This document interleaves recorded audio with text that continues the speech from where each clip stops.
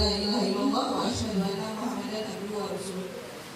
Rabbi ishrah li sadri wa yassir li amri wahlul 'uqdatam min lisani yafqahu qawli.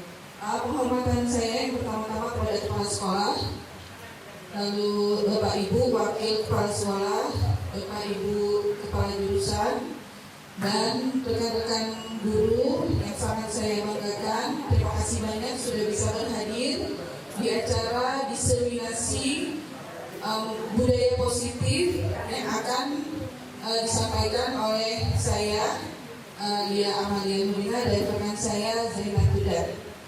Baik, tanpa berpanjang lebar, kita awali acara hari ini dengan sama-sama membaca basmalah dan Al-Fatihah.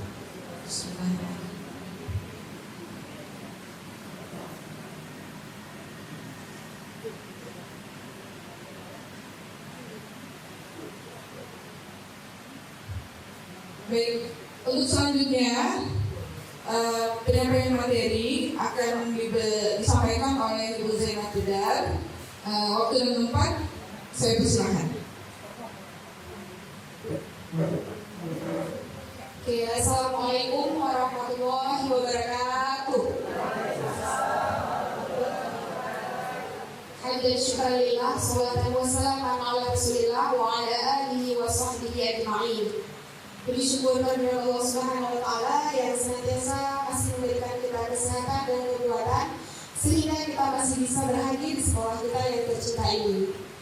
Salawat beriring salam kepada Nabiullah Muhammad sallallahu alaihi wasallam yang telah memperjuangkan kita dari zaman jahiliyah ke zaman yang penuh dengan kecanggihan dan modern seperti sekarang ini.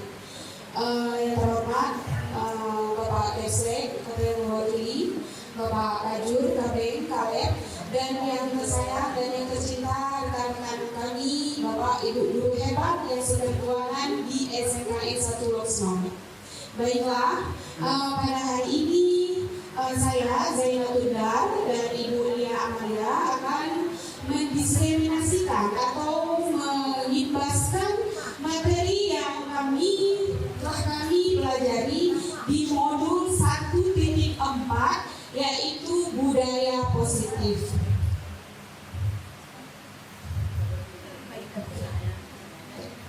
Ya, sebelum kita melihat materi selanjutnya, mari kita menonton dulu sebuah video berikut ini.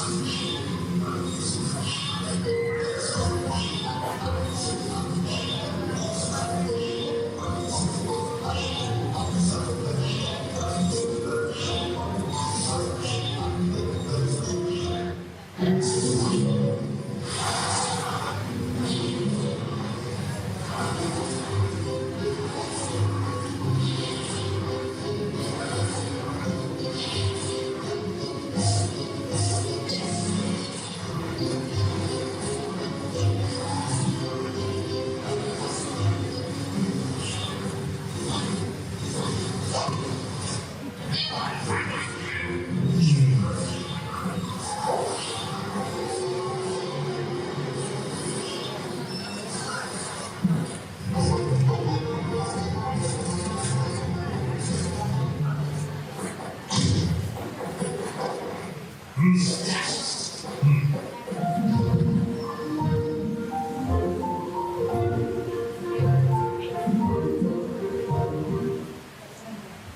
Bapak Ibu, setelah menyaksikan video tadi, ada yang ingin memberi tanggapan?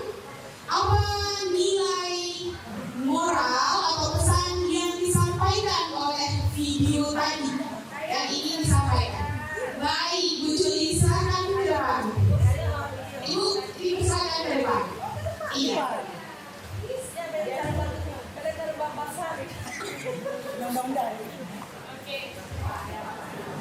Baik, assalamualaikum warahmatullahi wabarakatuh. Sesuai dengan arahan yang pertama tadi, kita ikut membantu. Sesuai dengan video ditayangkan di depan, ada dua gerobak kalau istilah bahasa Aceh. Yang satu gerobak karena kerjasama yang kurang. Yang satu karena kerjasama yang kurang sehingga kurang berhasil. Sementara yang satu lagi pada saat kita lihat mereka berjalan lebih jauh, tetapi kenapa mereka lebih cepat sampai? Ini menandakan adalah kebersamaan merupakan sesuatu yang dapat menghasilkan hasil yang maksimal. Itu yang saya dapatkan. Terima kasih. Assalamualaikum warahmatullahi wabarakatuh. Luar biasa, Ibu Juli sampel PKN ya. Terima kasih atas seterusnya. Jadi yang disampaikan oleh Ibu Juli tadi sudah tercover pesan secara keseluruhan dari video tadi.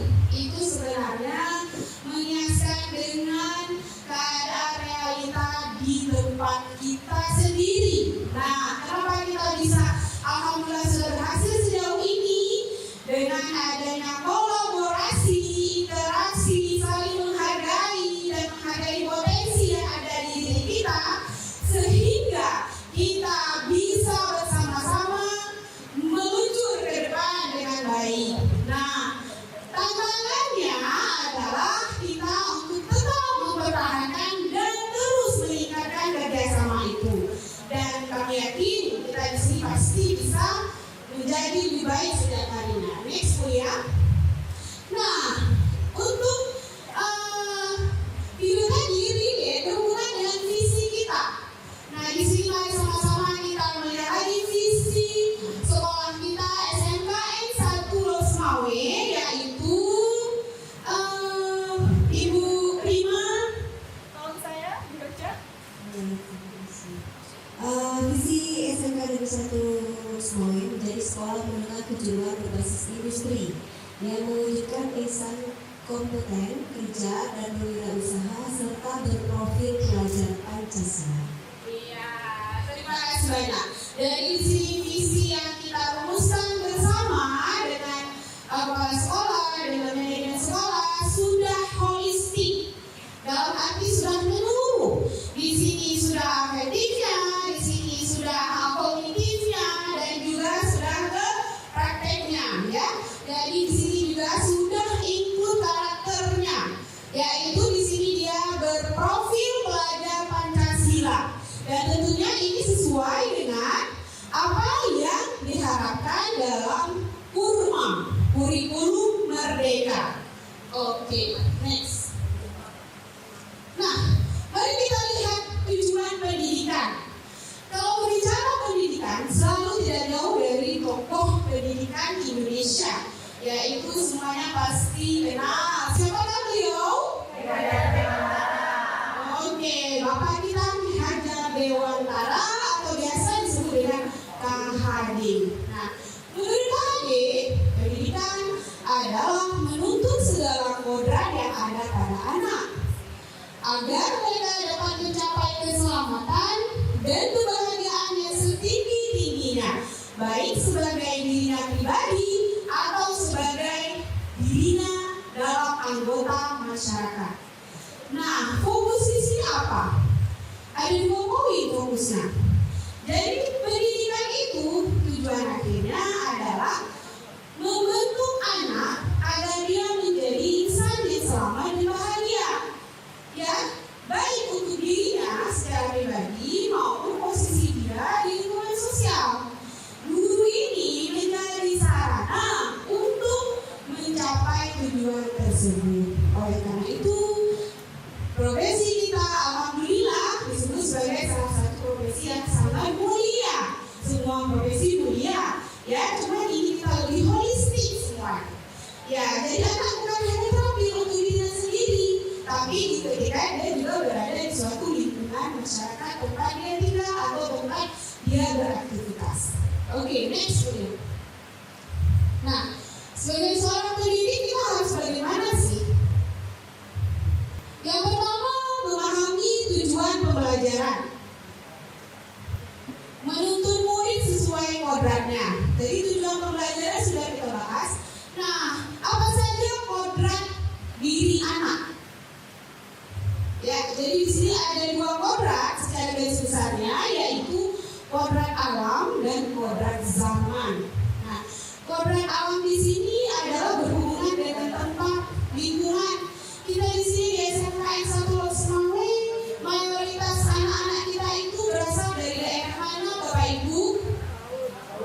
Pesisir pantai yang sangat indah sekali. Dikelilingi kita ini Lok Semanggi dikelilingi oleh pesisir pantai, ya.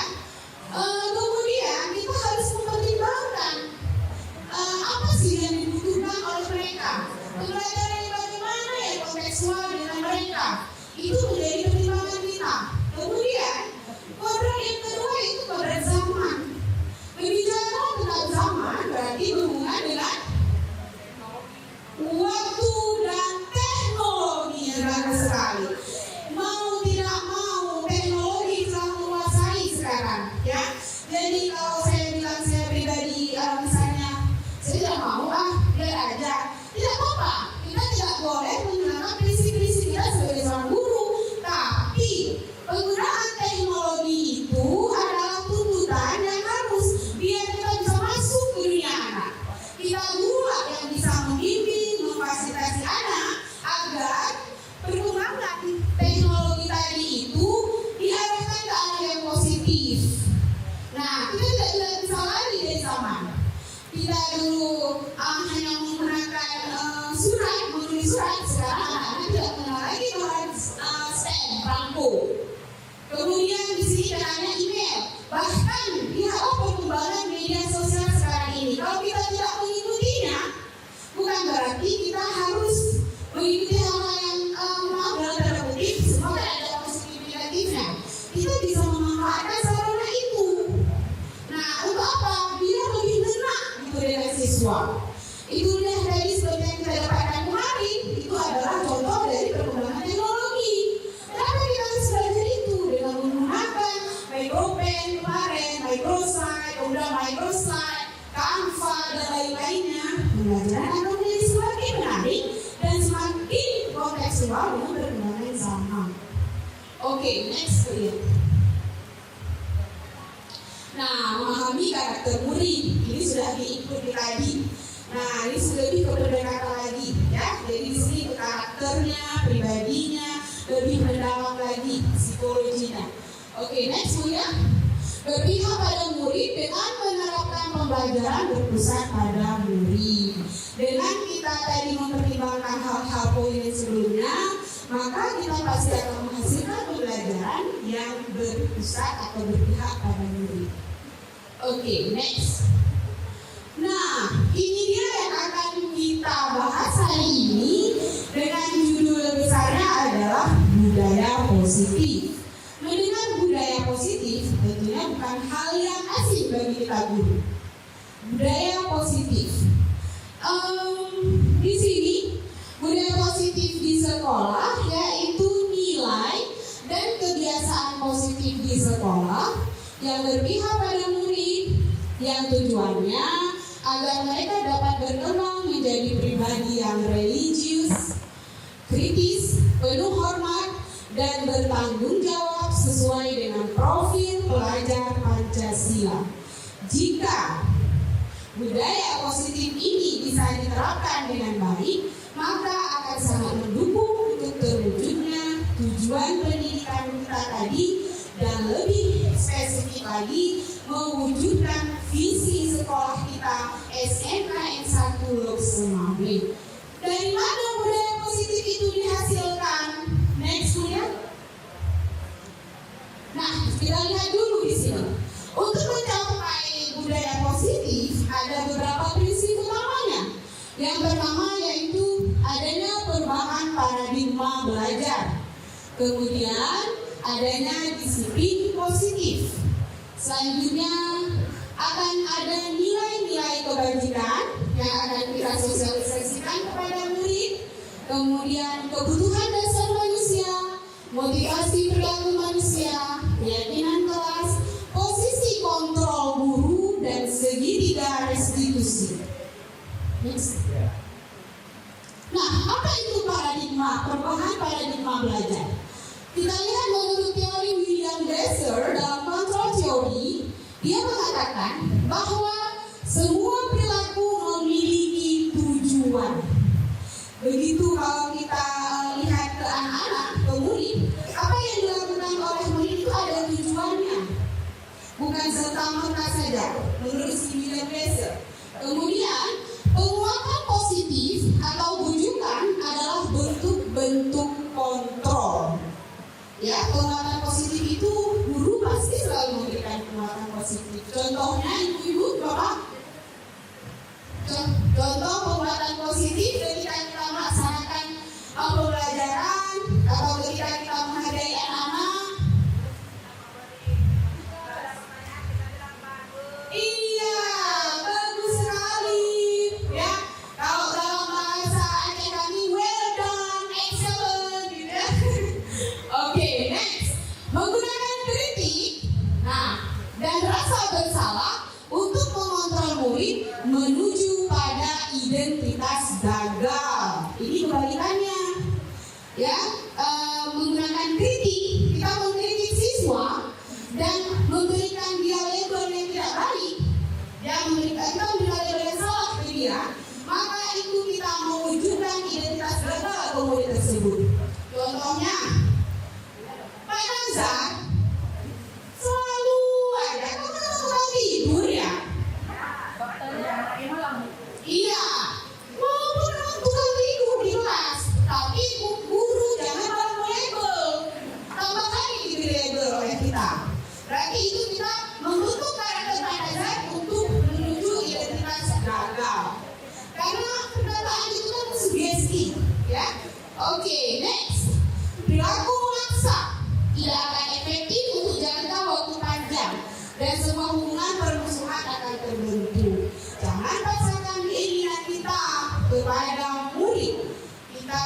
Kita telusuri dulu sebabnya. Balik lagi ke poin 1. Semua yang dilakukan pasti ada tujuannya. Kita hanya mengeksplor saja.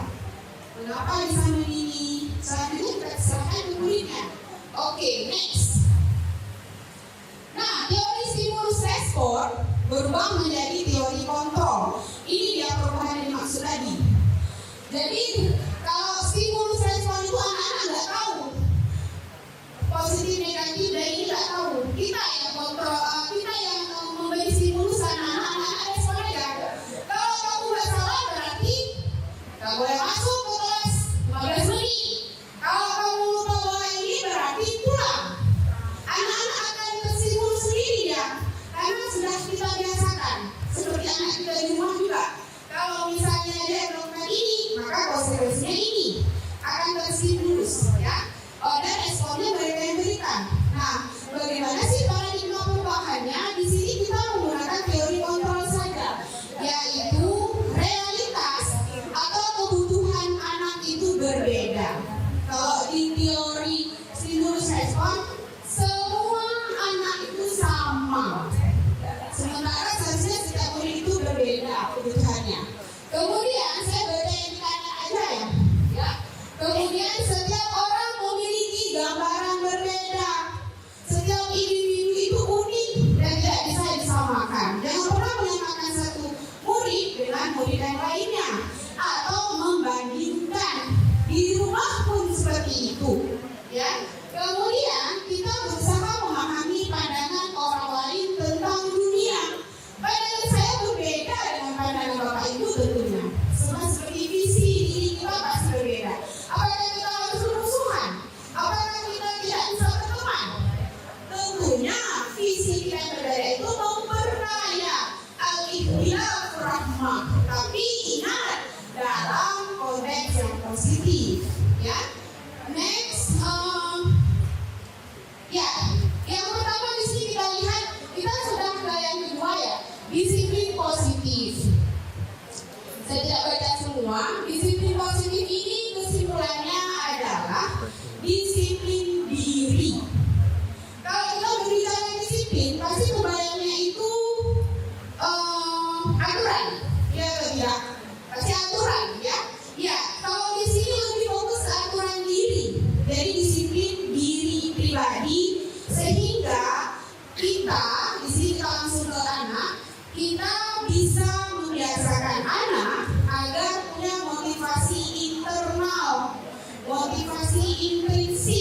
dari dalam. Jadi mereka melakukan piket bukan karena takut dimarahi Musa dan Tundar. Mereka ikut upacara bukan takut dituntut sama Bu Yulis. Jadi mereka baca Yasin bukan takut dengan Pak Abu Bakar. Jadi mereka melakukan semua itu karena mereka tahu apa tujuan mereka melakukan kegiatan itu. Itu bersih acara menghargai, menghormati pahlawan-pahlawan kita dulu dan meningkatkan rasa cinta kita kepada negara kita. Membaca Yasin juga untuk sisi religius kita. Jadi mereka tahu kalau itu sudah tercipta, maka tidak perlulah atau terminimalisirlah proses kita mengejar murid.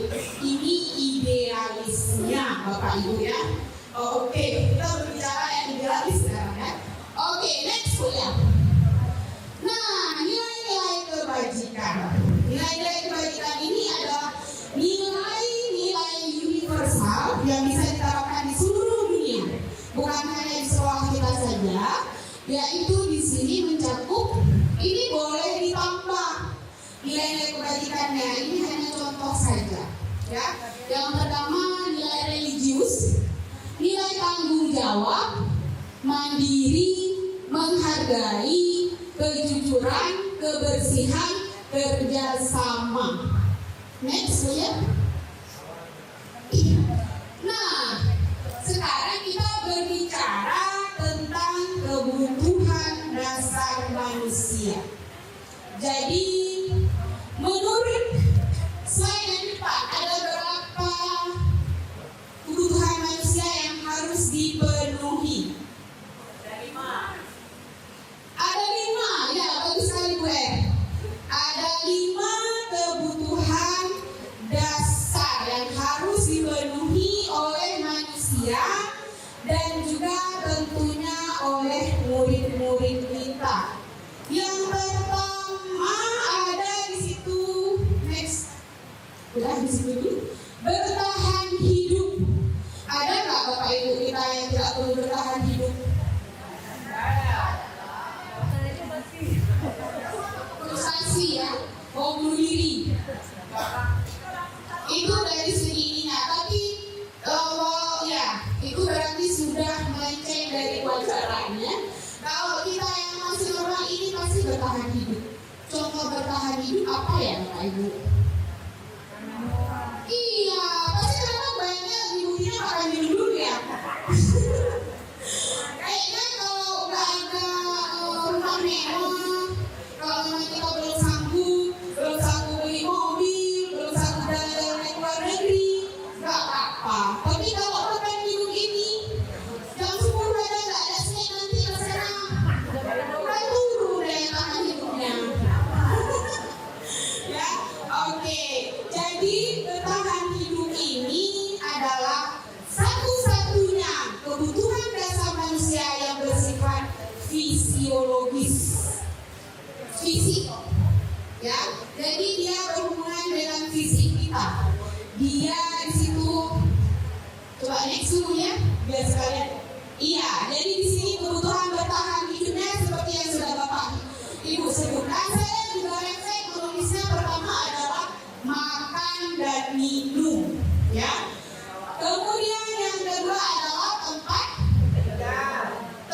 tinggal, ya, atau tempat berlindung. Kemudian selanjutnya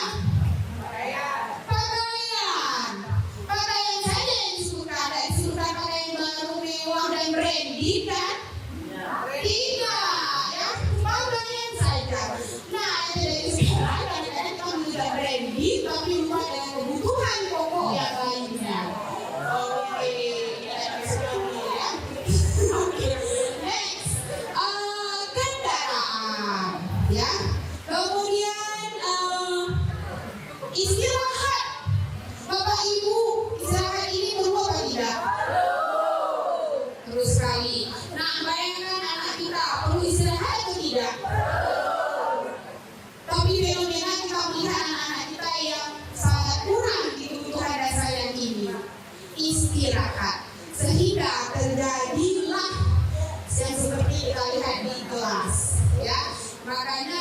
guru harus menganalisis kebutuhan anak apa sih yang belum terpenuhi sehingga berefek ke proses belajar. Oke, next. N-nya itu 3 ya, keamanan. Keamanan. Kalau kita nggak aman, nyaman tidak? Tidak. Maka aman akan berhubungan dengan nyaman nantinya. Next, kesehatan. Saya nggak tahu mana ini semua ini dulu. Saya tuh ada. Kemudian kayaknya dikurangi kalau dikurangi. Oke, kesehatan. Kesehatan juga. Fisik yang sehat, apakah kita bisa berpikir yang cerdas, berpikir dengan cepat? Tentunya tidak. Semua ini kita bayangkan murid-murid kita. Kita saja sendiri kita bayangkan. Kemudian dihubungkan dengan keadaan murid kita. Kenapa ini dibahas? Karena ini sangat berpengaruh terhadap proses pembelajaran di sekolah. Jadi kita tidak bisa blame anak-anak. Memang ini ternyata ada kebutuhannya yang tidak tercover. Sebelumnya kemudian sebelumnya dulu. Nah, yang kedua di sini ada kasih sayang atau rasa diterima. Saya lanjut lagi. Yang ketiga kebebasan. Yang keempat kesenangan.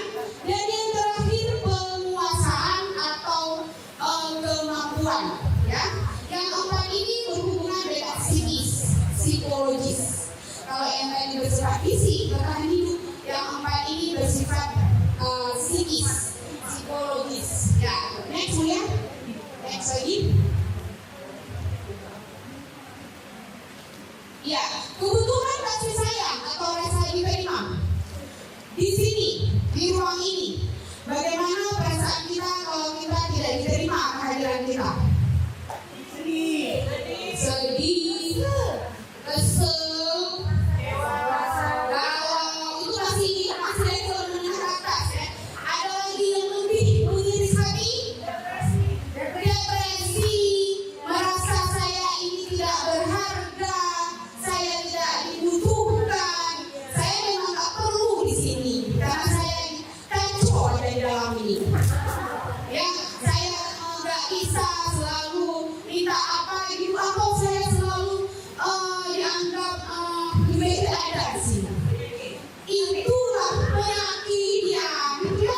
Jadi ketika itu ada, apakah kita akan terus bertahan di sini dengan perasaan yang nyaman? Tidak. Maka kita di sini hanya karena tuntutan kewajiban. Begitu juga dengan siswa murid kita. Hanya karena tuntutan saya hadir di sini, tapi tidak disayangi dan tidak diterima. Kita berbicara dulunya, sayanya. Kalau di rumah, apalagi tetap. Jadi analisisnya bukan hanya di sekolah, tapi kita di sini fokus ke sekolah karena kita adalah guru. Kemudian koneksi sosial. Koneksi sosial ini interaksi kita di masyarakat. Ya, kemudian teman. Apalagi sekarang ada bestie. Oke, next. Teman pasangan. Ini ada maksud ini yang single. Karena Pak Syakir langsung siang semua. Pak Syakir. Oke, jadi pasangan. Kalau kita bermasalah dengan pasangan kita, bukan masalah ini sedikit aja lah, nggak pas itu. Kerjaan sini reda tidak. Perfect, karena kita di sini tidak dengan pikiran kita. Ya. Kemudian rekan kerja ini tentunya sangat berpengaruh. Rekan kerja kita tidak bisa akan berhasil tanpa rekan kerja. Dan ini adalah contoh realnya. Kami tidak akan mungkin seperti ini tanpa ada support dukungan dari rekan kerja yang luar biasa. Ya. Nah, next kelompok juga kita kelompok ini. Nah, kelompok berbicara kelompok, kita ice breaking tadi. Kalau di dalam kelompok ada yang penyakitnya bukan penyakit depan saja, contoh yang paling belakang tadi SP Simajau tadi, itu kan berbahaya dimanapun, bermuka dua. Itu sudah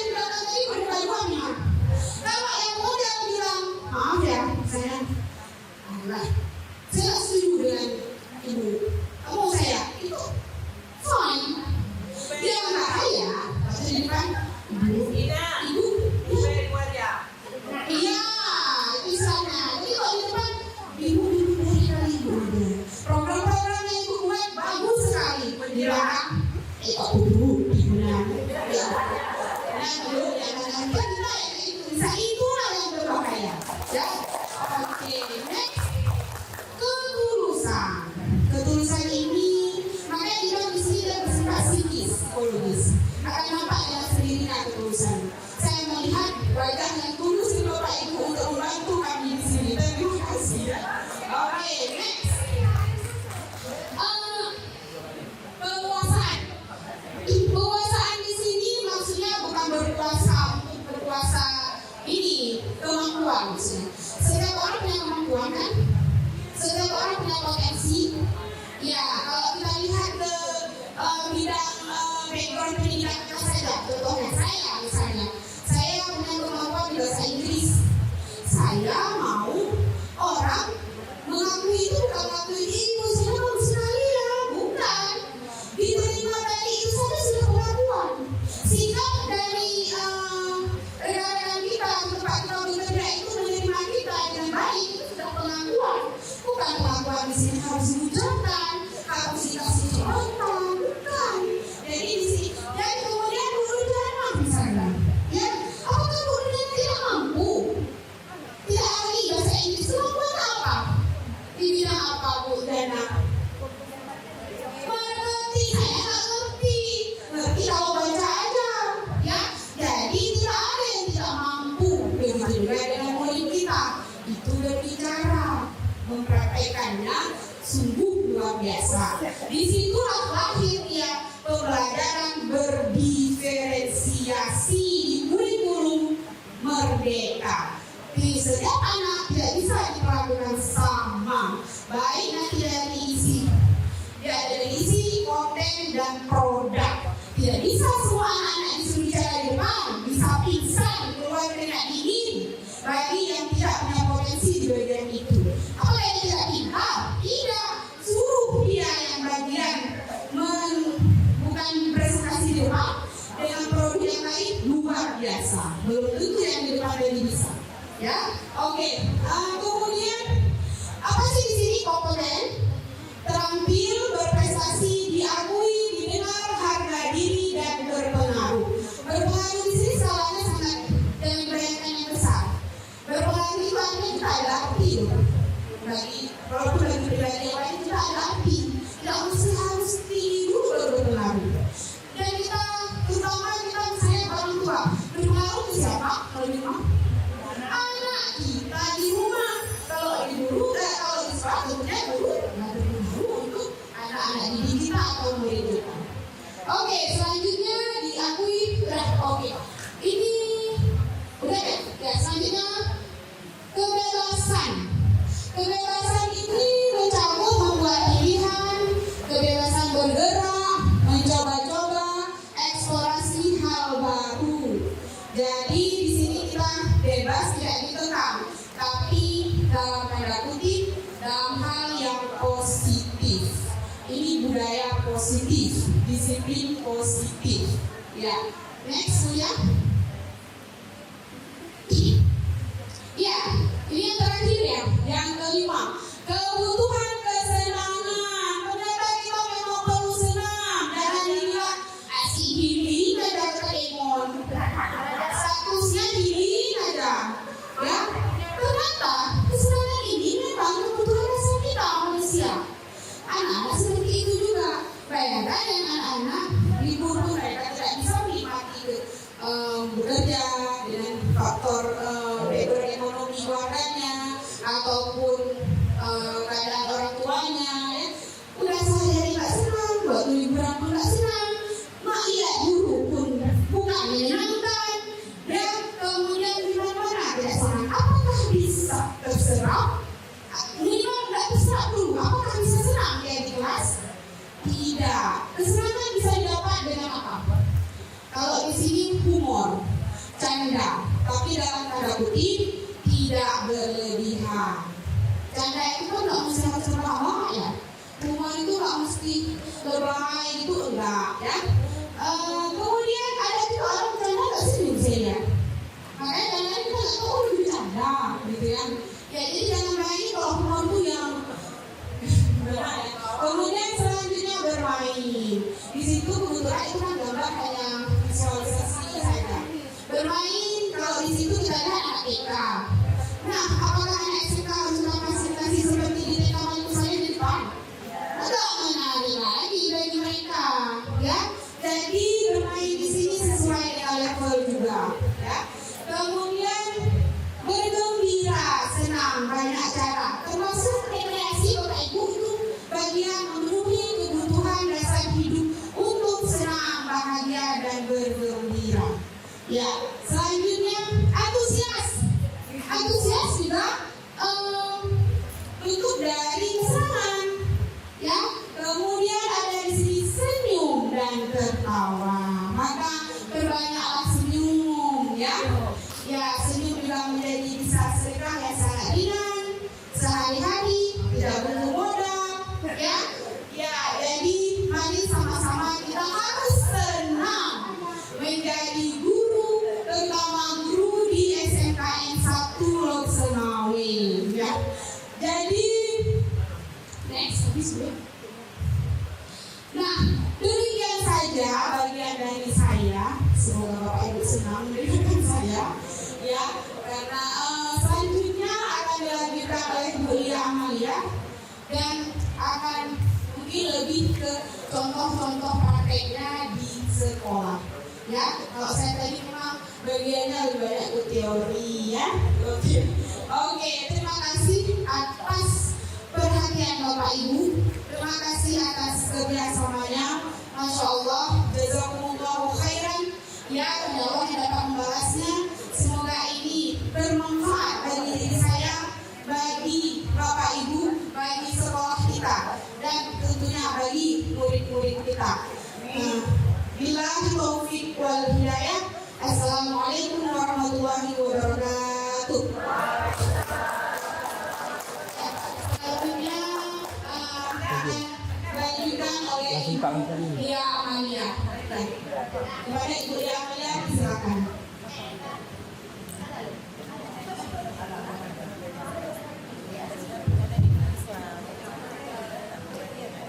Baik, terima kasih Bu Zainab Ular.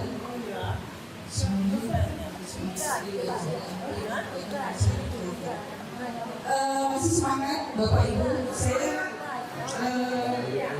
di sini saja ya, tidak mau bareng ke depan. Baik, untuk selanjutnya adalah motivasi perilaku manusia. Tadi di awal sudah disampaikan juga sedikit oleh Bu Zainab Ular bahwa setiap manusia menurut teorinya ya, ketika melakukan sesuatu, entah itu sebuah kebaikan atau sebuah kesalahan, dia pasti ada tujuannya. Jadi apa yang menjadi motivasi perilaku manusia? Di sini kata Dian Gosen dalam bukunya Restructuring School Discipline, memang ada 3 motivasi perilaku manusia. Yang pertama, untuk menghindari ketidaknyamanan atau hukuman. Kita juga biasanya, mungkin saya melakukan sesuatu karena takut hukuman, seperti itu. Misalnya pergi cepat setelah balapan karena takut hukuman. Biasanya siswa rata-rata kebanyakan pergi cepat motivasinya ini, gitu ya. Baik. Walaupun ada sebagian siswa yang sudah memang dia bagus disiplin waktunya, datang lebih cepat dan seterusnya. Yang kedua, untuk mendapatkan imbalan atau penghargaan dari orang lain. Nah, ini juga jadi salah satu motivasi manusia dalam berperilaku. Misalnya kita ingin seorang murid ingin mendapatkan nilai matematika yang bagus karena sudah diiming-imingi kuota, seperti itu. Atau ingin mendapatkan nilai bagus untuk diberikan hadiah apa oleh Ibu Diana misalnya. Nah, itu penghargaan. Yang ketiga adalah untuk menjadi orang yang mereka inginkan dan menghargai diri sendiri dengan nilai-nilai yang mereka percaya. Ini hanya sebagian kecil dari, menurut saya ya, sebagian kecil dari siswa kita, tapi mungkin sudah menjadi bagian dari diri kita, mudah-mudahan seperti itu. Akhirnya yang nomor 3 ini, motivasinya itu berdasarkan nilai-nilai kebajikan yang sudah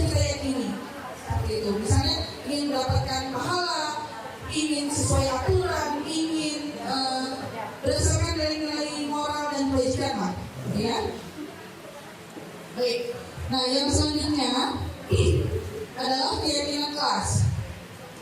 Keyakinan kelas ini adalah nilai-nilai kebajikan universal yang disepakati secara tersirat dan tersurat, terlepas dari latar belakang suku, negara, bahasa maupun agama. Artinya, kita mencoba membawa nilai-nilai kebajikan universal ke ruang-ruang kelas. Seperti itu.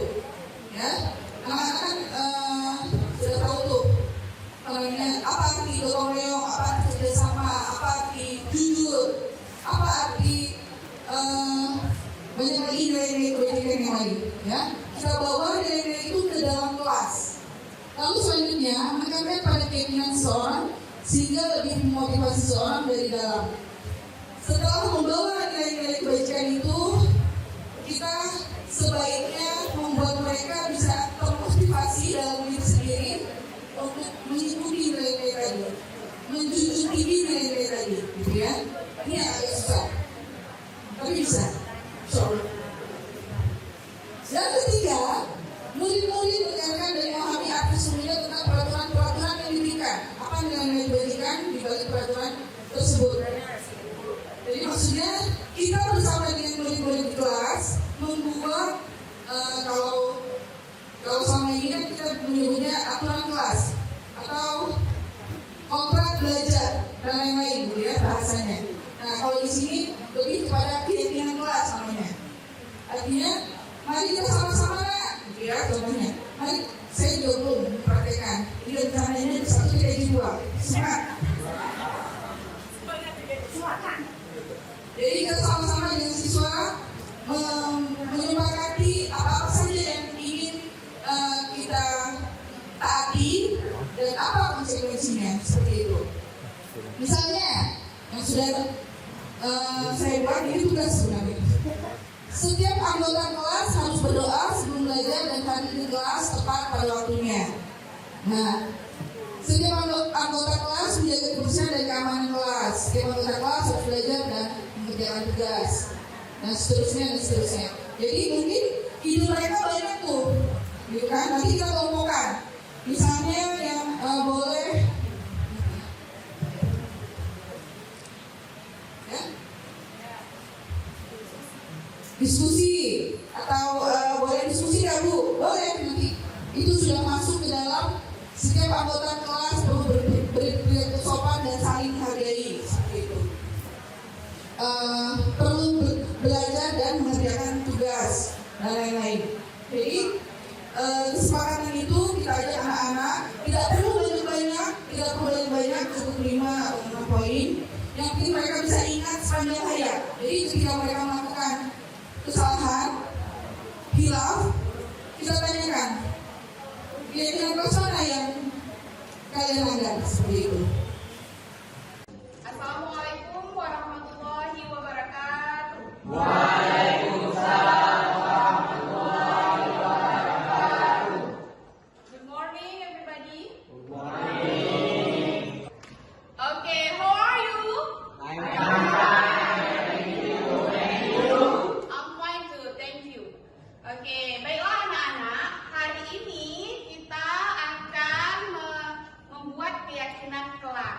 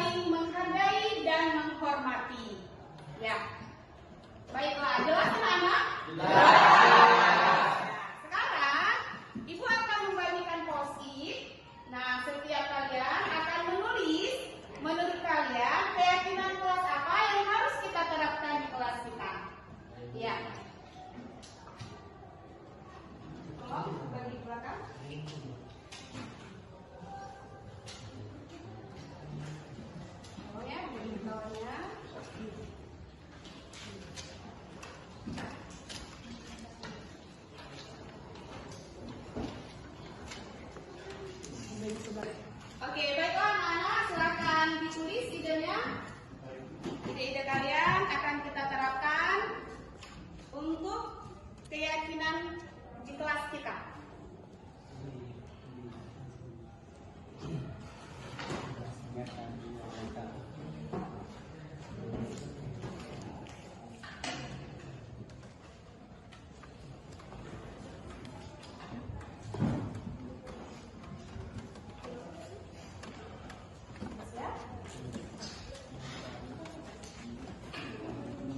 Oke, bagus.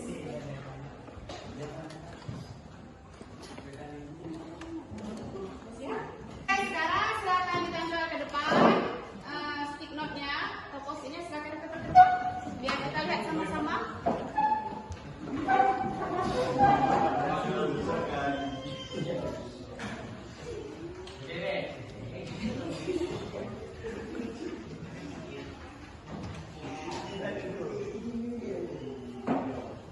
Ya, lanjut.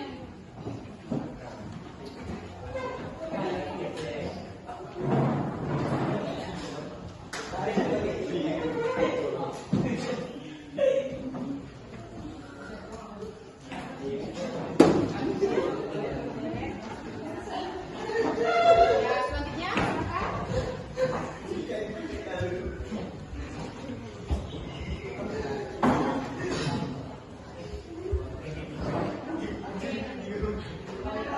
Tempel aja.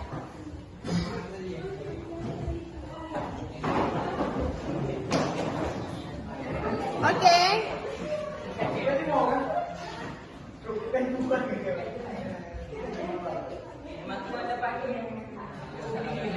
Baiklah anak-anak, terima kasih. Nah, apa yang sudah dituliskan ini nanti kita akan pilih beberapa, kemudian akan kita jadikan poster sehingga bisa kita tempel di kelas kita dan akan 3. Oke, baiklah anak-anak, terima kasih atas ide-idenya. Apa yang sudah dituliskan ini nantinya akan kita simpulkan. Di sini ada contohnya di sini. Jangan menyakiti teman, ya.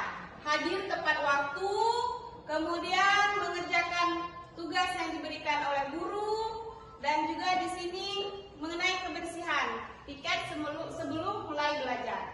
Nanti akan kita tuangkan ke dalam bentuk poster dan akan kita tempel di kelas kita untuk kita terapkan di kelas kita. Nah, sekarang Ibu akan panggil namanya untuk tanda tangan terhadap keyakinan yang sudah kita buat hari ini. Yang pertama, Najwa.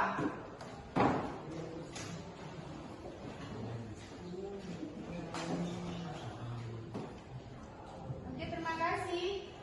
Rida.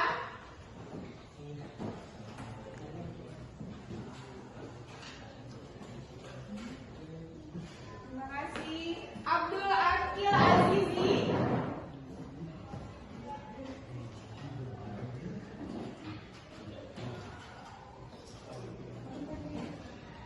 Iya, terima kasih.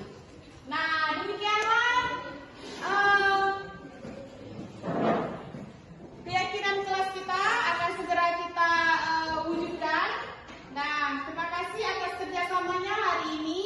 Ibu akhiri, billahi taufiq wal hidayah. Assalamualaikum warahmatullahi wabarakatuh.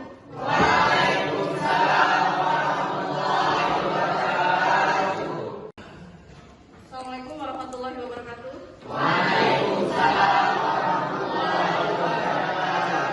Ya, gimana kabarnya anak-anak Ibu?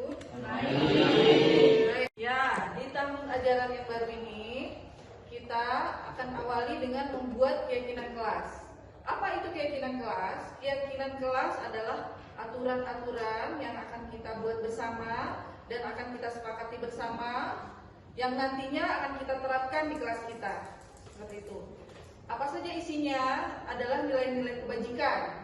Nilai-nilai kebajikan itu contohnya menghormati teman, menolong teman, dan lain sebagainya. Hadir tepat waktu, ya.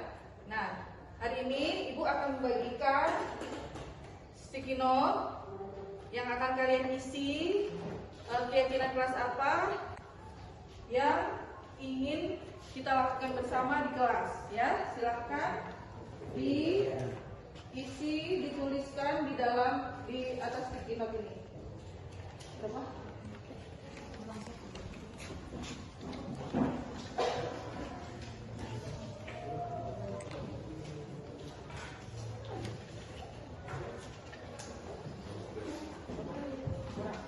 Oke. Yang beda.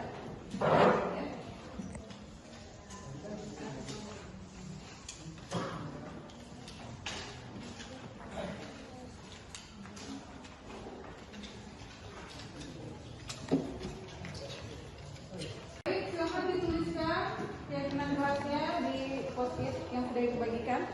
Silakan.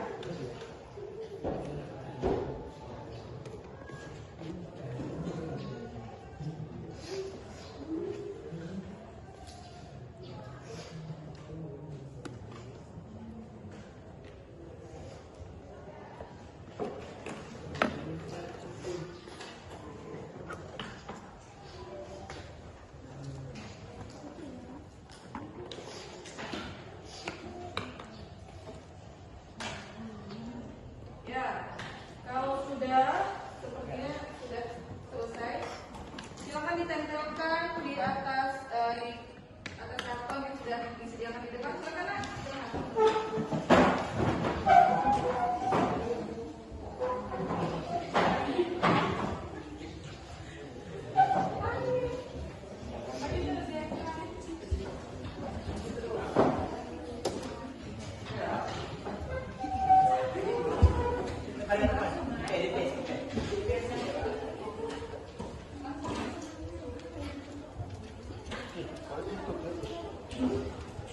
Silakan.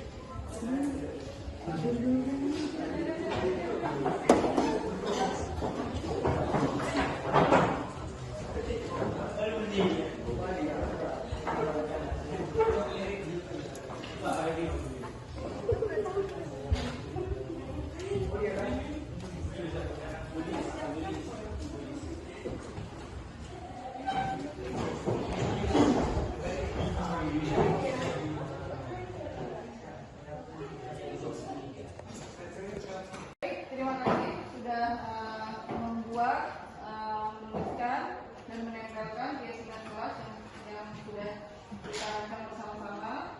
Nah, untuk lebih kuatnya lagi, keyakinan kelas ini akan kita tanda tangani bersama dan kedepannya kita taati bersama. Seperti itu. Oleh Najwa.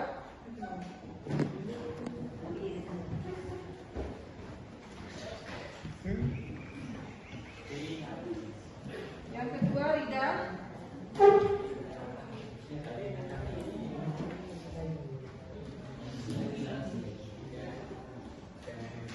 Lalu Abdul Aziz.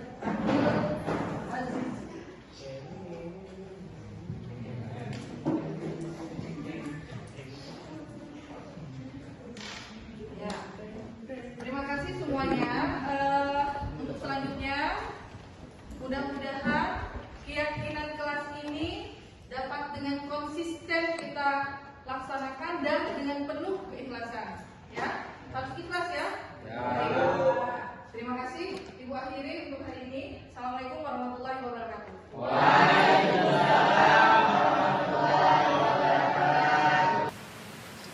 Baik, next. Nah, yang ketujuh ini posisi kontrol guru. Penghukum, yang pertama penghukum, pembuat merasa bersalah, teman, pemantau, dan manajer. Ya, baik, kita lihat satu-satu apa itu penghukum, apa itu pembuat merasa bersalah, dan seterusnya. Silahkan didengar dan penghukum. Nah, penghukum bisa menggunakan hukuman fisik maupun verbal. Guru seperti ini senantiasa percaya hanya ada satu cara agar pembelajaran bisa berhasil, yaitu cara dia.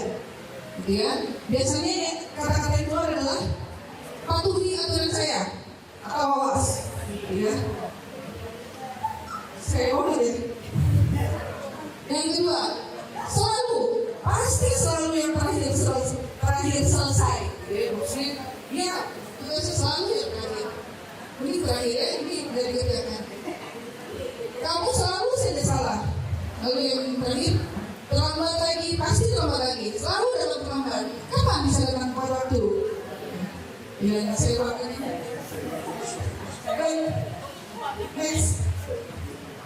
Pembuat merasa bersalah akan menggunakan keheningan yang membuat orang lain merasa tidak nyaman, bersalah atau menahan diri.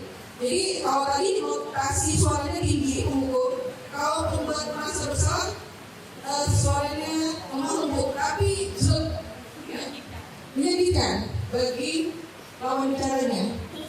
Kamu kenapa ya senang sekali menceritakan ibu? Ibu benar-benar kecewa, gitu ya. Mukanya sedih.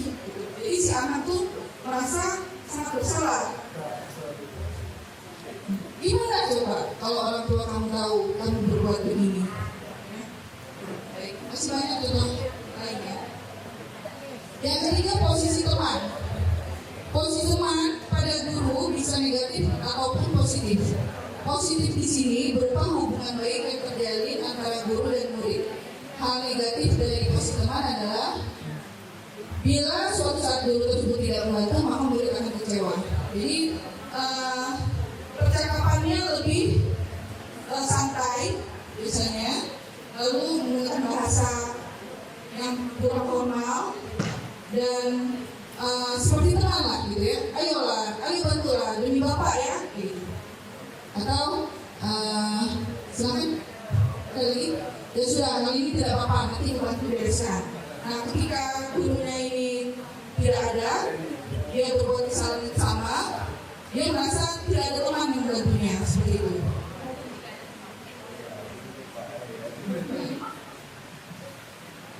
Pemantau. Posisi pemantau berdasarkan pada peraturan-peraturan dan konsekuensi. Ini guru yang paham dengan aturan dan konsekuensinya. Dia sangat hafal beserta konsekuensinya. Jadi dicatat. Ya. Silakan. Biasanya gini. Peraturannya apa? Tapi suaranya biasa, intonasinya biasa, tidak seperti itu. Peraturannya apa? Lalu nanti tanya konsekuensinya apa? Dia hanya mengingatkan peraturan dan konsekuensi seperti itu. Nah, yang terakhir adalah manajer. Mempersilahkan murid mempertanggungjawabkan perilakunya, mendukung murid agar dapat menemukan solusi atas permasalahannya sendiri. Jadi di sini katanya guru sebagai seorang manajer lebih mengedepankan diskusi. Guru lebih banyak bertanya saja, bertanya. Alasan kenapa berbuat ini? Terus kedepannya gimana? Peraturan apa yang sudah melanggar? Terus cara perbaiknya gimana? Kita tanya aja. Nanti dia tahu sendiri kok. Oh, rupanya solusinya adalah datang sendiri dari dia. Seperti itu. Ini manajer ya. Baik. Nah, dari ke 5 posisi kontrol, ternyata menurut Dian Gosen tadi, ketika kita menerapkan posisi sebagai penghukum dan pembuat orang merasa bersalah, ini akan menciptakan identitas gagal pada anak-anak. Sedangkan untuk identitas berhasil atau sukses, kita masih boleh menerapkan posisi guru sebagai teman, pemantau, dan manajer, gitu. Tapi kelemahannya adalah untuk penghukum, pembuat merasa bersalah, teman dan pemantau itu motivasinya dari luar siswa. Siswa dikendalikan oleh guru secara keseluruhan, gitu ya. Guru yang mengatur secara keseluruhan. Ketika menjadi manajer, motivasinya itu dari anak sendiri. Motivasinya intristik. Seperti itu. Baik, kita tidak memilih saja mau jadi posisi seperti apa. Kalau saya selama 14 tahun sudah merasakan semua. Hukum sudah, pemantau sudah, ini gitu ya. Teman sudah, semuanya. Baik. Mari kita sama-sama video berikut ini mungkin menjadi refleksi bagi saya dan kita semua. Kita sudah di posisi mana? Salam bahagia Ibu dan Bapak guru hebat. Dalam penerapan disiplin positif restitusi, salah satu program yang dikembangkan adalah 5 posisi kontrol. 5 posisi kontrol dalam restitusi adalah proses perjalanan seorang pendidik agar dapat mengenali dirinya. Pada video kali ini, kita akan membahas tentang 5 posisi kontrol yang dikembangkan oleh Diane Dawson dan contoh penerapannya.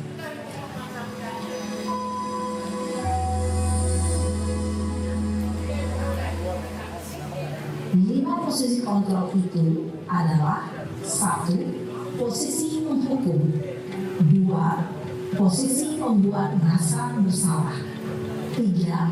Posisi tenang. 4. Posisi memantau atau monitor. Dan 5. Posisi manajer. Untuk lebih memahami kelima posisi tersebut, mari kita saksikan kasus Naren dan terlambat hadir 20 menit di sekolah dan melihat bagaimana kelima posisi kontrol dalam menghadapi masalah tersebut.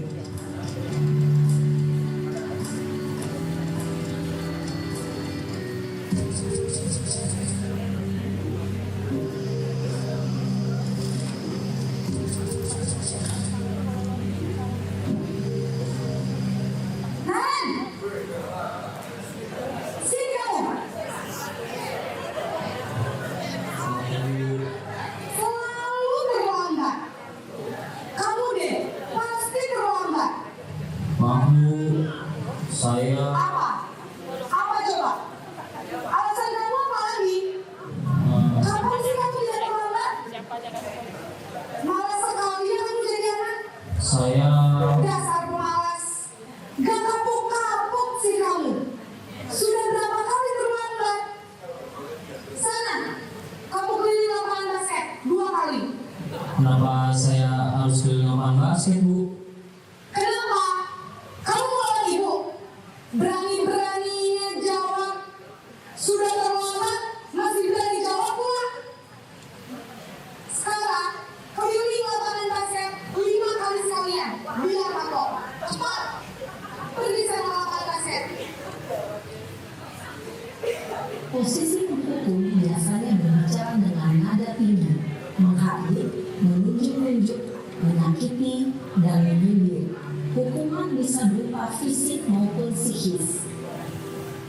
Ibu dan bapak guru hebat, dampak yang terjadi pada murid ketika guru berada pada posisi penghukum adalah murid cenderung akan memberontak, bahkan menyimpan dendam.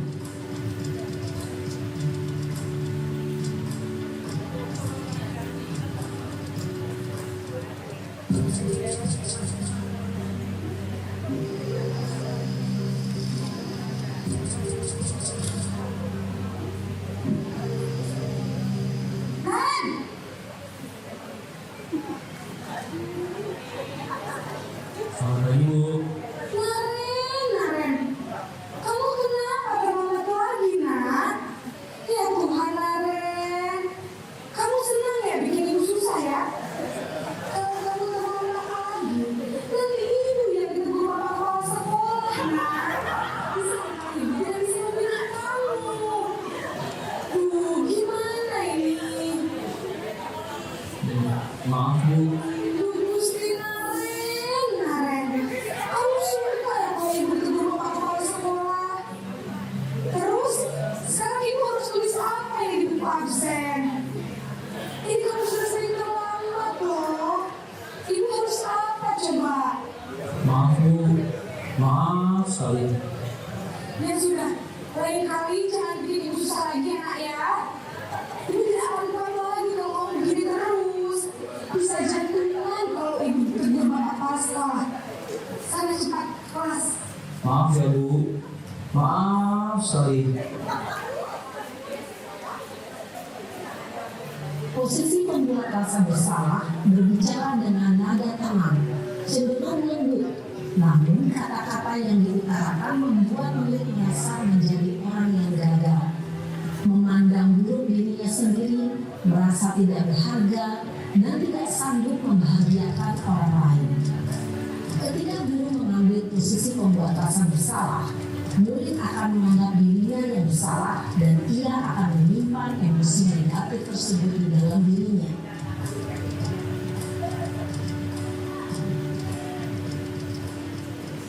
Wah,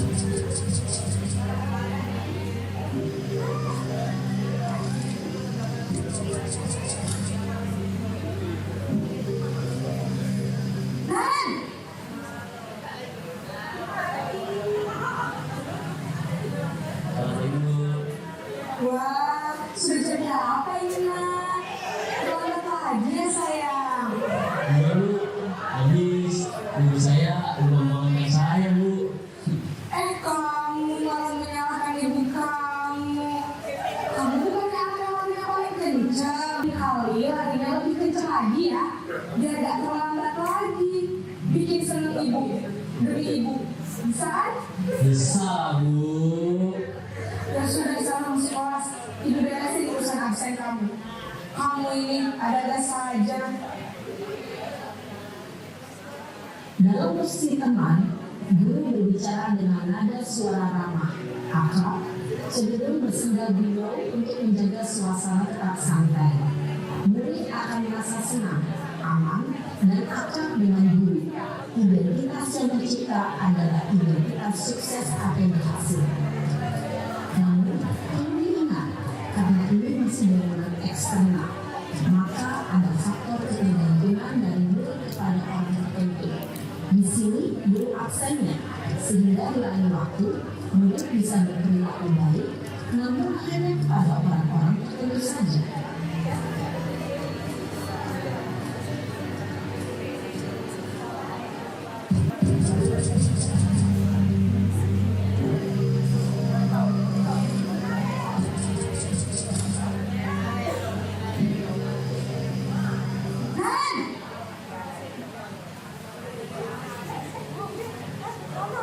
Selamat pagi Bu. Nah, apa peraturan sekolah kita tentang jam berapa kita harus masuk sekolah, nak?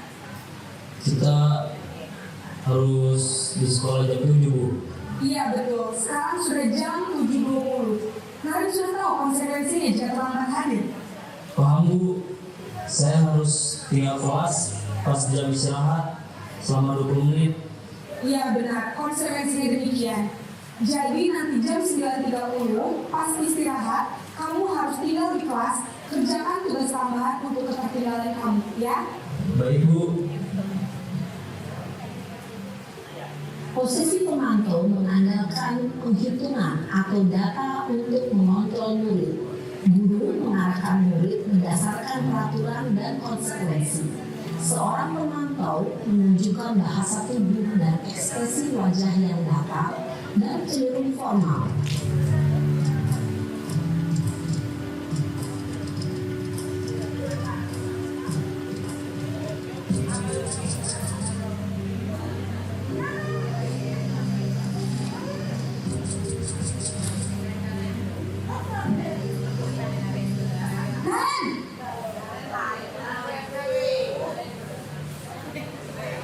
Selamat pagi Bu.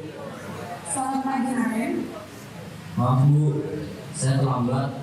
Iya, sekolah masuknya jam 7, sekarang sudah jam 7.20. Jadi sekarang bagaimana ya, Naren?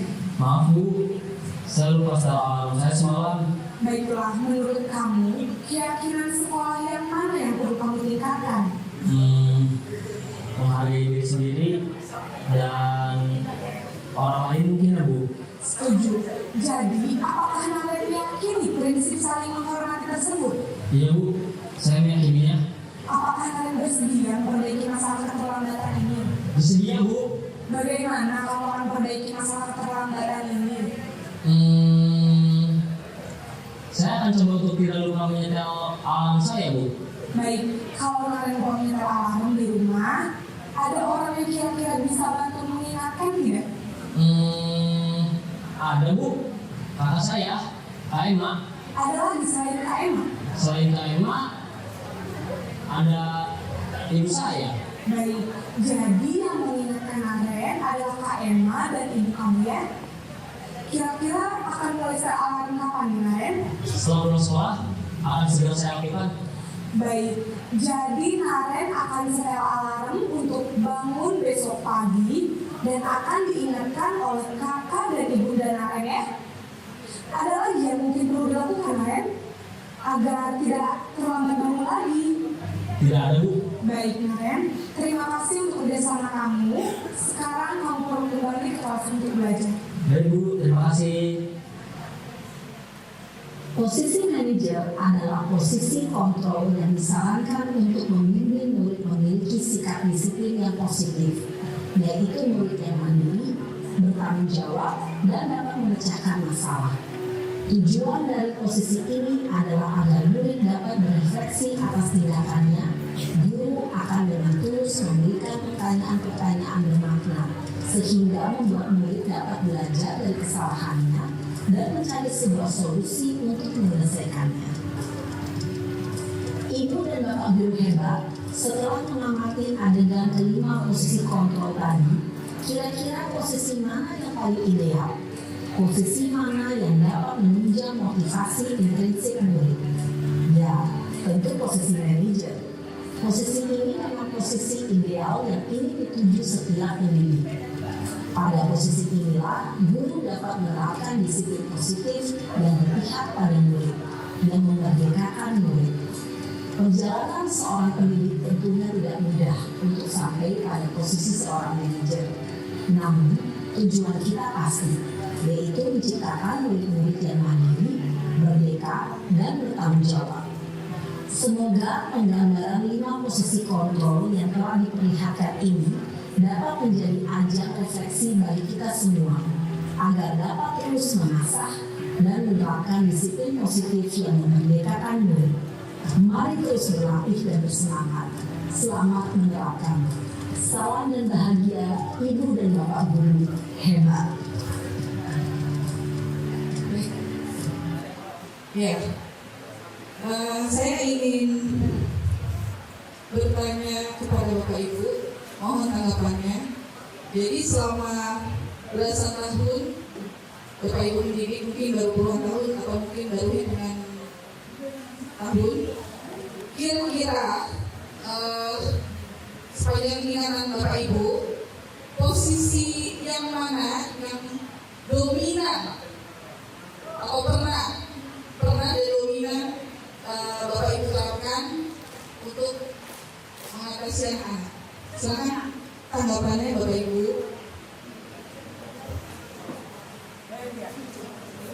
Baik, terima kasih manajer.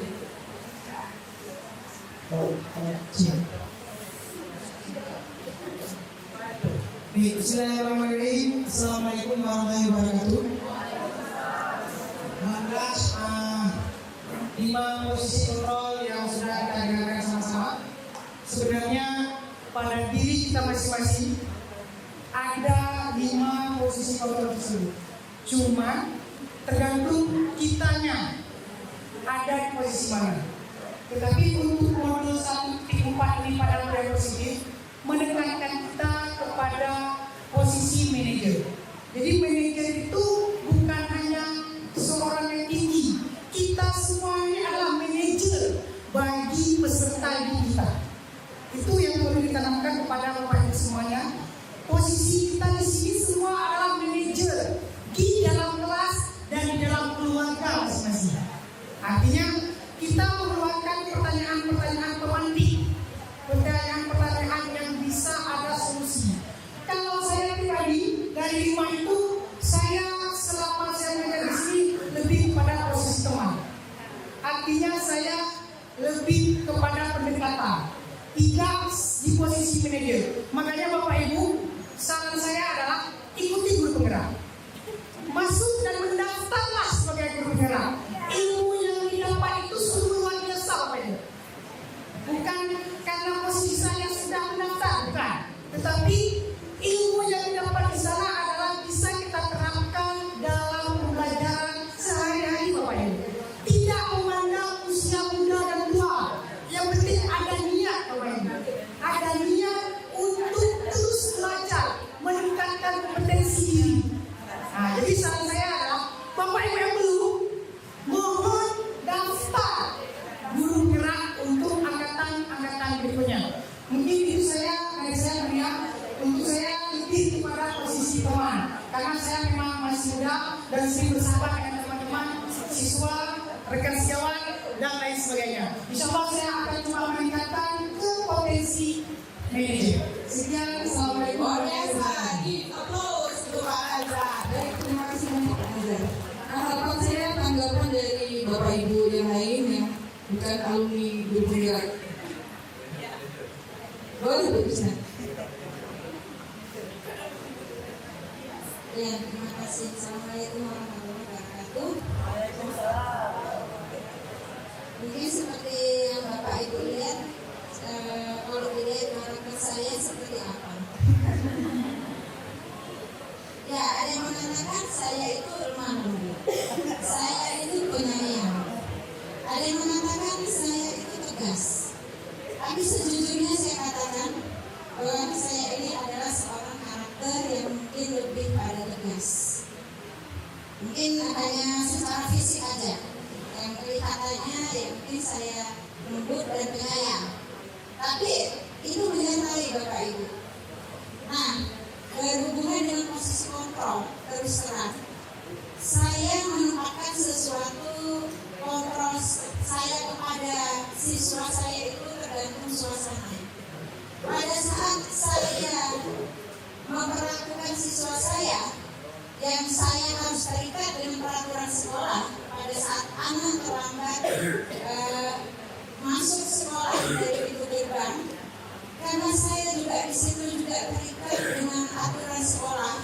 Di situ ada aturan-aturan yang harus disepakati. Contohnya, ya kalau anak terlambat yang disepakati oleh sekolah kita apa gitu. Jadi apa yang harus kita berikan sanksi kepada siswa kita? Buang sampah atau baca doa? Mungkin baca doa mungkin solusi yang sekarang kita terapkan. Artinya di situ posisi kontrol saya itu menempatkan pada posisi apa yang tadi? Kontekstual ya, ada kontekstual tadi. Ya seperti itu lah. Ya. Jadi, tapi kalau terus terang saya di kelas sendiri yang saya alami pada saat siswa saya terlambat, mungkin saya lebih pada manajer, Ibu Lia. Ya manajer. Karena sebenarnya saya nggak tegaan, tapi saya harus tegas gitu. Saya nggak tega, tapi saya harus tegas. Jadi cenderung saya lebih menanyakan ke anak itu apa yang mau kamu lakukan dengan kamu terlambat.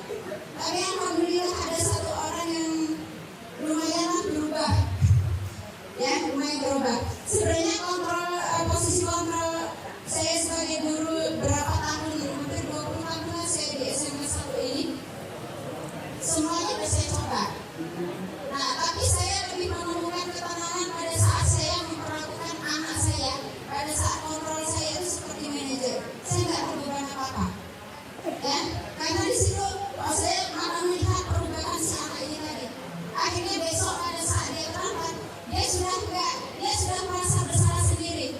Bu, maaf Bu ya, tadi saya terlambatnya karena ini Bu. Nah, seperti itu. Tapi benar tadi yang mungkin ya yang namanya kita praktek kita di lapangan itu memang sudah ada petunjuk dari teori-teori. Gak jauh beda itu. Yang teori katakan seperti itu pada saat kita praktekkan, alhamdulillah memang seperti itu kejadiannya. Ya, terima kasih Bu Lia. Baik, luar biasa. Berikan pause dulu kepada Bu Isma. Baik, jadi posisi manajer ini kurang lebih saya memperhatikan lebih sering diterapkan oleh guru BP ketika berada di ruang BP. Mereka kalau saya perhatikan lebih banyak memberikan pertanyaan-pertanyaan, mengarahkan anak-anak untuk menemukan kesalahannya, menemukan solusinya seperti itu, ya. Nah, baik. Semoga kita semua bisa sampai ke posisi manajer, walaupun sebenarnya posisi semua posisi kontrol ini boleh untuk kita terapkan, ya, tergantung dari permasalahan berat tidaknya permasalahan yang dilakukan oleh si anak. Next, segitiga restitusi ini baru buat saya, mungkin juga baru buat Bapak Ibu. Restitusi adalah proses menciptakan kondisi bagi murid untuk memperbaiki kesalahan mereka, sehingga mereka bisa kembali pada kelompok mereka dengan karakter yang lebih kuat. Jadi sebaiknya posisi manajer ini menerapkan segitiga Restitusi itu lebih kepada dialog, gitu ya. Tapi di dalam dialognya itu ada tahap-tahapannya. Apa saja? Segitiga restitusi adalah suatu proses dialog yang dilakukan oleh guru atau orang tua agar dapat menghasilkan murid yang mandiri dan bertanggung jawab. Next. Nah, ini dia. Yang pertama, katanya menstabilkan identitas. Menstabilkan identitas. Di sini kita bisa memberikan pernyataan dan atau pertanyaan. Setiap orang pasti pernah melakukan kesalahan. Atau kamu bukan satu-satunya yang pernah melakukan kesalahan. Kita membuat anak stabil identitasnya. Ya, yang kedua, validasi tindakan yang salah. Validasi tindakan yang salah bisa dilakukan dengan cara mengajukan pertanyaan, kamu tentu punya alasan mengapa melakukan ini.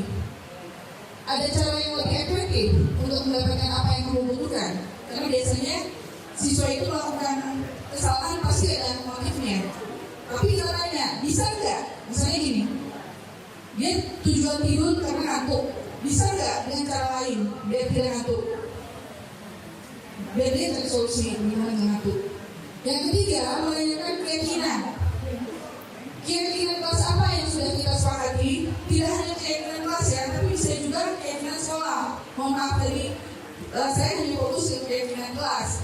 Artinya kita terapkan di bersama anak-anak di kelas. Tapi kita juga tidak terlepas dari peraturan sekolah, gitu ya. Lalu kamu ingin menjadi orang seperti apa, gitu ya? Baik, ini adalah berikutnya contoh penerapan segitiga restitusi yang sudah coba kami terapkan.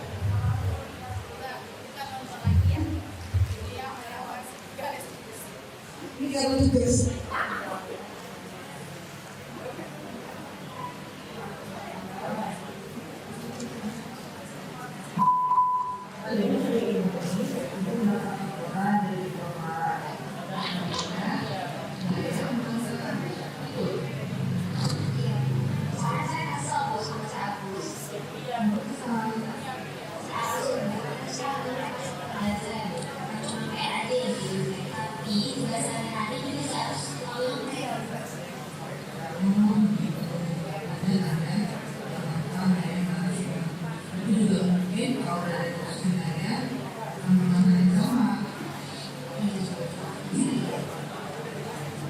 Lalu apa yang menyebabkan Agus? Tadi saya marah sama si Agus, terus makin dia. Sama tadi yang terakhir saya kasih aja beberapa dia terlalu kesel. Iya. Kamu pasti melakukannya karena ada alasan kan? Iya, alasannya karena saya semalam itu udah begadang supaya saya tahu PR itu. Terus si Agus serta ini dompet tugas saya gitu aja. Berarti kemarahan kamu karena tidak rela dan kamu bisa dilakukan Agus. Itu juga menandai tindakan saya yang tidak berbuat lebih buruk dari misalnya seperti memukul. Ya. Sekarang coba kita pikirkan apakah tindakan marah, membelah meja sesuai dengan identitas kita? Iya. Menurut saya, apa dari keyakinan kelas yang perlu saya tinggalkan?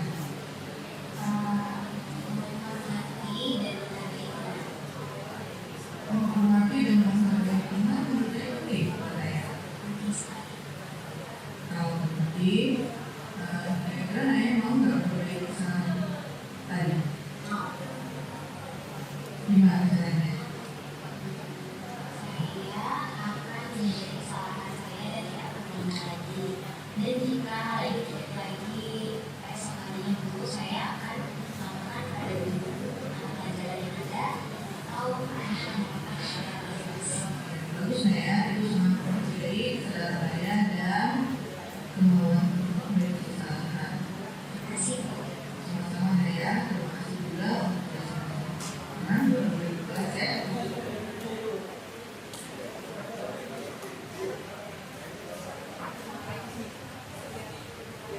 Selanjutnya Kita saksikan kalau satu lagi. Kalau yang tadi manajernya kelihatan banget ya. Baik, untuk selanjutnya manajer selanjutnya. Oh, sana.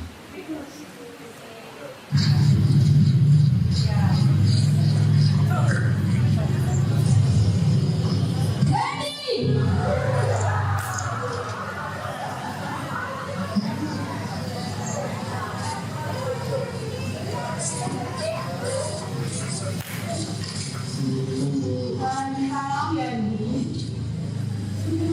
Sekarang sudah pukul 8 ya, Andi. Sekolah langsung pukul 7.30. Bagaimana ini, Andi? Maaf Bu, dia terlambat sampai sore. Soalnya semalam dia bekerja pas saya muncul, dia belum istirahat. Baiklah, Andi. Silakan duduk. Terima kasih.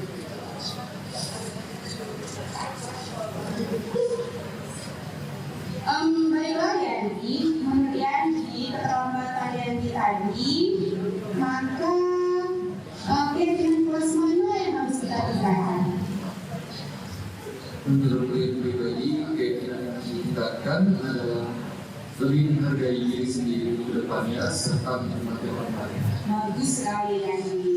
Apakah Yandi meyakini prinsip tersebut? Sangat meyakini. Iya.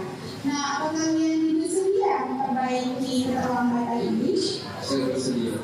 Nah, bagaimana cara Yandi memperbaiki keterlambatan ini untuk esok hari dan selanjutnya? Untuk kedepannya, dia akan lebih berusaha untuk tidak begadang dan tidur pada jam sempurna. Iya, bagus sekali. Bagaimana kalau Yandi lupa? Misalnya sudah jam 10, tapi Yandi masih kasihkan dengan HP atau menonton. Ada kan di rumah yang punya anak Yandi? Ada ayah yang juga itu. Oke, ada lagi Yandi cara yang bisa dilakukan? Untuk kedepannya, saya akan menggunakan handphone saya dan akan saya hidupkan alarm untuk agar lebih bangun pada waktu. Oke, bagus sekali Yandi ya. Kapan kamu akan memulainya? Mulai dari hari ini dan seterusnya. Jadi sekali berarti mulai hari ini kamu akan lakukan apa yang kamu katakan dan selanjutnya tidak akan kembali lagi ke sekolah ya. Ya. Ya, terima kasih Yandi untuk kerjasamanya yang baik hari ini. Sekarang sudah bisa bergabung dengan teman-teman untuk ikut pembelajaran. Terima kasih.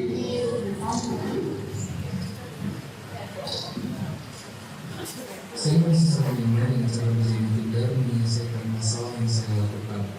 Saya merasa lebih percaya diri dan bisa memecahkan masalah yang saya alami. Saya tidak merasakan intimidasi apapun dari Muzena Indah. Muzena Indah yang tidak akan memberikan label yang tidak baik kepada diri saya, sehingga saya menjadi semakin termotivasi untuk memperbaiki kesalahan yang saya lakukan dan berusaha untuk terus melakukan kebaikan. Terima kasih Muzena Indah sudah menjadi guru yang selalu berusaha memberikan yang terbaik untuk Anda. Baik, alhamdulillah kita sudah hampir selesai. Tinggal refleksi saja Bapak Ibu. Refleksinya adalah pada dasarnya seorang murid ketika berbuat kesalahan pasti ada alasannya. Mungkin saja ada kebutuhan dasarnya yang tidak terpenuhi. Sebagai pendidik, kita harus memberikan kesadaran kepada murid bahwa berbuat salah adalah bagian dari belajar. Dan yang terpenting, kita harus munculkan motivasi internal murid untuk mencari solusi memperbaiki kesalahan mereka agar tidak terulang. Seperti itu yang pertama. Yang kedua, salah satu tanggung jawab seorang guru adalah bagaimana menciptakan suatu lingkungan yang positif. Jadi dari yang terdiri dari warga sekolah yang saling bekerja sama, saling mendukung, lalu harapannya akan tercipta kebiasaan-kebiasaan baik, yang kebiasaan-kebiasaan baik itu akan menjadi karakter yang baik. Nah, karakter yang baik dari kebiasaan yang baik ini harapannya juga akan menjadi budaya positif, seperti itu. Ya. Pisau biasa buat bertani. Biasanya di atas papan. Saya sudahi presentasi ini, dipersilahkan yang ingin memberi tanggapan. Satu lagi.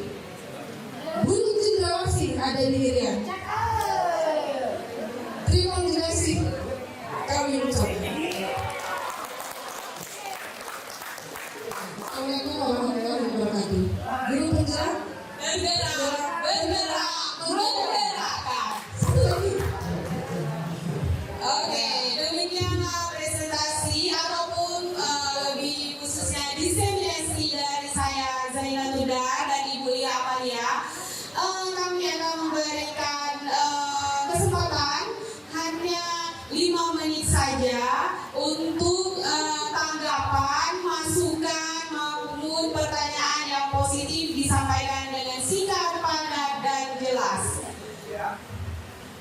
Oh ya, sebelumnya dengan penuh rasa hormat kami persilakan Bapak Kepala Sekolah SMK Negeri 1 Losmawe untuk memberikan tanggapan, masukan, dan perbaikan-perbaikan ke depan agar kami bisa lebih baik dan untuk kita semuanya. Kepada Bapak Irwan SPD MSI kami silakan. Terima kasih Bapak Ibu sudah memberikan kesempatan kepada saya. Assalamualaikum warahmatullahi wabarakatuh. Bersyukur salam-salam disampaikan kepada Allah Subhanahu wa taala. Selawat dan salam kepada Nabi besar Muhammad sallallahu alaihi wasallam. Bapak Ibu semua peserta IHT pada hari ini yang saya muliakan.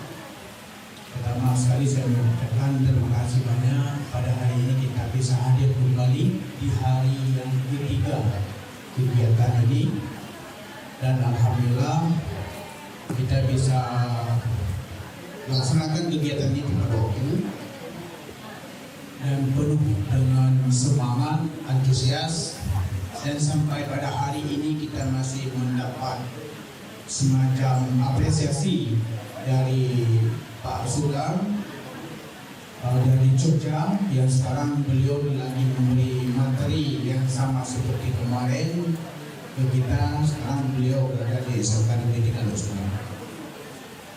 Bapak Ibu sekalian, tadi yang tampil Bu Gantulan sama Bu Lia ini bilang saya tidak begitu banyak yang saya ikuti karena saya keluar masuk dalam ruangan ini. Bahkan ini saya sudah sampai ke SMK 3 dan tadi sudah lagi tidak ada tamu, ini masih ada tamu lagi di luar. Tapi alhamdulillah tadi Bapak, tadi Ibu sudah tampil sedikit banyaknya sekilas dalam perjalanan saya sudah melihat. Jadi yang intinya saya mau sampaikan, di sekolah kita ini SMK Negeri 1 yang tetap di hati sudah bermacam tingkatan guru kita di sini, mulai yang biasa dan luar biasa. Ada guru sertifikasi, ada guru yang masih non sertifikasi, ada guru yang non PNS tapi sudah sertifikasi. Kemudian ada yang masih kontrak, ada yang sudah lewat P3K, ada yang guru penggerak, kemudian ada yang calon guru penggerak. Ini bermacam tingkatan kita sudah di sini. Tapi kita mohon bersama, yang ini adalah bukan perbedaan kita dalam bekerja, tapi kita adalah kerja bersama-sama dan untuk kita bersama. Tentunya dengan mendapatkan kesempatan ini, dengan mendapatkan seperti yang sudah pernah sampaikan awal kegiatan ini, marilah kinerja kita tingkatkan. Kemudian misalnya guru penggerak di sini ada Bu Nana Julfi Adhana. Mungkin beliau sebelum dapat ilmu penggerak seperti ini, begitu mendapatkan sudah ada sedikit peningkatannya, bergeraknya. Begitu juga di bawahnya ada yang calon-calon, ini ada pengajar lagi di sini yang sudah mendapat sertifikat kemarin. Jadi kemudian yang calon-calon ini, ya, jadi sebelum jadi masih calon, jadi mohon ditingkatkan terus kinerjanya. Itu harapan kita. Jadi apapun posisinya, kita ingat adalah pesan Pak Kacapin pada saat pembukaan Bapak dan Bu Guru Penggerak kemarin di Capin. Untuk Kota Losmen beliau tampil, beliau menyampaikan bahwa apapun kita posisinya dan tingkatannya, sehebat apapun, tetapi anak adalah menunggu kita di kelas. Nah, ini catatan saya ingat betul. Saya sudah garis bawahi kalimat beliau. Saya sudah stabilokan kalimat beliau. Saya sudah hitamkan kalimat beliau. Jadi sehebat apapun, kalau memang anak tidak menerima apa yang hebat kita, tidak ada arti. Ini anak menunggu kita di kelas. Nah, apapun menunggu. Banyak apapun dapat rezeki kita dari usaha ini, dari kerja kita ini, kalau memang anak tidak merasakan, itu tidak ada artinya. Dimohon dijamkan, kita ingat bersama Bapak Ibu. Jadi kita jadi seperti ini karena ada anak. Kalau tidak, kita tidak ada seorang guru di sini. Nah, jadi pelanggan kita adalah anak. Jadi mari kita asuh anak ini, kita berikan pembelajaran, bimbingan, kita ayomi semaksimal mungkin. Nah, pastinya dalam bekerja ini ada tantangannya. Jadi kalimat seperti kalimat Pak Kasubag kata usaha kemarin dari Jakarta. Ya, jadi seorang pelayar tidak lahir di ombak yang tenang. Nah, seperti itu. Kalau memang kita tangguh, ya kemarin memang banyak disinggung dengan perkembangan sekolah kita selama ini. Ya, mungkin dengan viral-viralnya sekolah kita makanya banyak dikenal. Itu boleh dikatakan adalah promosi sedikit. Oh, di mana SMK 1 mau ke sana. Makanya tahun ini mungkin lebih banyak siswa dibandingkan dengan sekolah-sekolah lain di kota Kusumo. Jadi yang perlu saya tekankan di sini untuk kita bersama dan untuk saya sendiri tentunya. Ya, mari apa yang sudah kita dapat ini berikanlah kepada yang membutuhkan. Yang membutuhkan tentu saya kalau kita guru adalah anak. Jadi sehebat apapun kita, kalau kita tidak tampil di kelas, banyak ilmu hebat, terkenal, ya. Tapi kalau anak tidak mendapatkan apa yang kita dapatkan ini, tentunya tidak ada arti apa-apa. Mungkin hanya ini yang masukan dari saya secara umum yang saya sampaikan ini. Mudah-mudahan dalam proses kita 4 hari ini, marilah kita dapat menghasilkan nanti karya-karya kita ini dengan semaksimal mungkin. Jadi jangan kita, maksudnya di akhirnya nanti ada hasilnya.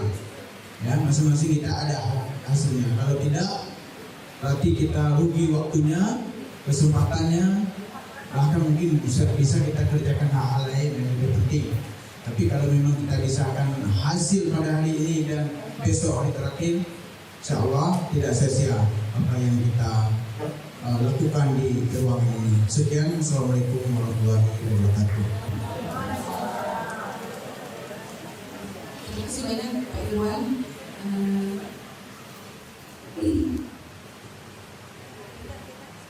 Baik, saya tidak bertanya lagi. Terima kasih banyak sekali lagi kepada Pak Irwan atas sarannya, nasihatnya, pengingat bagi kami semua. Lalu yang terakhir, saya mohon maaf, kami berdua mohon maaf apabila ada kata-kata yang kurang berkenan, lalu apabila ada humor yang tidak lucu, kami mohon maaf. Lalu saya mohon maafkan Bapak Ibu ya. Terima kasih banyak. Terima kasih Pak Irwan. Jadi kita yang harus kita ingat, sehebat apapun, setinggi apapun sayap kita di luar, kita muara kita adalah murid. Ya, itu juga adalah kuota dari Bapak Supriyadi Jamil kita. Itu juga sangat melekat di kepala kita tentunya.